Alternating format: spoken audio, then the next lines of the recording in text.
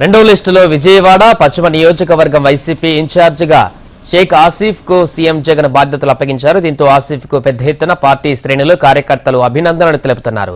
CM Jagan తన కష్టాన్ని గుర్తు పెట్టుకున్నారని, తనకు అప్పగించిన బాధ్యతలు సక్రమంగా నిర్వర్తిస్తానని హెచ్ఎంటీవీతో షేక్ ఆసిఫ్ చెప్పారు. విజయవాడ పశ్చిమలో మరోసారి వైసీపీ జెండా ఎగరవేస్తామని, ప్రజలకు ఏ సమస్య వచ్చినా తాను ముందుంటానంటున్న షేక్ ఆసిఫ్ తో మా ప్రతినిధి కాంతి ఫేస్ టు ఫేస్.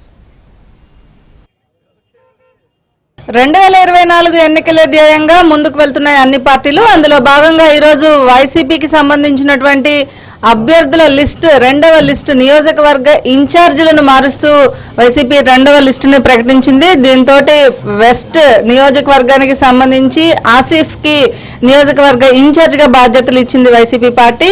మొదటి నుంచి పార్టీకి కష్టపడి అసలు టీడీపీ హయాంలో కూడా వైసీపీ పార్టీని నిలబెట్టిన వ్యక్తి Asif. Congratulations first of all. ఎట్లా ఫీల్ అవుతున్నారు? చాలా ఆనందంగా ఫీల్ అవుతున్నానండి. జగనన్న నా కష్టాన్ని గుర్తించి ఆ భగవంతుడి దయ వల్ల నాకు ఈ బాధ్యతలను చెప్పారు. నా పేరు ప్రకటించగానే ఎంతో ఆనందంగా మా సోదరులందరూ చాలా ఆనందం వ్యక్తం చేశారు. అలాగే ఏదైతే జగన్మోహన్ రెడ్డి గారు నా మీద నమ్మకం పెట్టి ఈ బాధ్యతని అప్పచెప్పారు, నాకు ఇన్ఛార్జ్గా విజయవాడ వెస్ట్కి ప్రకటించారు. ఆ బాధ్యతను నేను సక్రమంగా నిర్వర్తించి ఏదైతే సమస్యలు ఉన్నాయో ఆ సమస్యలు ప్రజల దగ్గరికి వెళ్ళి ఆ సమస్యలను పరిష్కరించే విధంగా నేను పనిచేస్తాను.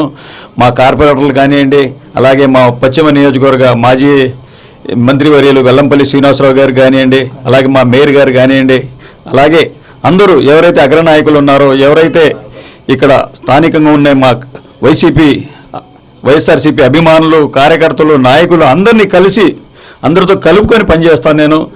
నాకు ఈ జగనన్న ఈరోజు ఇచ్చిన ఈ యొక్క ఇన్ఛార్జ్ బాధ్యతని సక్రమంగా, గతంలో కూడా ఇన్ఛార్జ్గా ఆయన బాధ్యతని సక్రమంగా నిర్వర్తించాను. అది గుర్తించే నాకు ఈ బాధ్యతను చెప్పారు అని నేను ఆశిస్తున్నాను.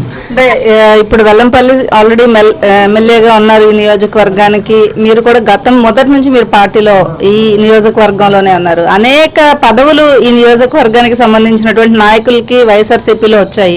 ఇప్పుడు అంటే మీకు ఆ వెల్లంపల్లి నుంచి కానీ లేకపోతే ఏదైనా వ్యతిరేకత వచ్చే అవకాశం ఉందని అనుకుంటున్నారా? ఆయనను మళ్ళీ కూడా సెంట్రల్ కి మార్చడం జరిగింది. ఈ నేపథ్యంలో ఆయన నుంచి ఏమైనా వ్యతిరేకత వచ్చే అవకాశం? ఏం వ్యతిరేకత లేదండి. మాదంతా వైఎస్ఆర్ కుటుంబం, మనమంతా జగనన్న కోసం పనిచేసే వాళ్ళమే. జగనన్న మళ్ళీ 24లో ముఖ్యమంత్రి అవ్వాలనే జయంతో మనం అందరం పనిచేస్తాం. తప్పకుండా మాలో ఏ భేదాలు లేకుండా అందరితో కలిసిమెలిసి పని చేసుకుంటాం. జగనన్న జయం కోసం మనం అందరం పనిచేస్తామని చెప్పేసి ఈ మీడియా ద్వారా నేను తెలియపరుచుకుంటున్నాను. మొదటి నుంచి కూడా మీరు పార్టీలో ఉన్నారు.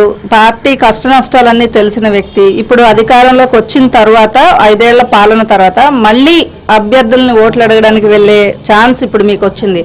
సో ఎట్లా వాళ్ళని, అంటే కార్యకర్తల్లో ఉన్న వ్యతిరేకతలు కావచ్చు, లేకపోతే నియోజకవర్గానికి సంబంధించిన కొంత వ్యతిరేకత ఉన్న మాట వాస్తవం. సో దాన్ని ఎట్లా గెయిన్ చేయాలనుకుంటున్నారు?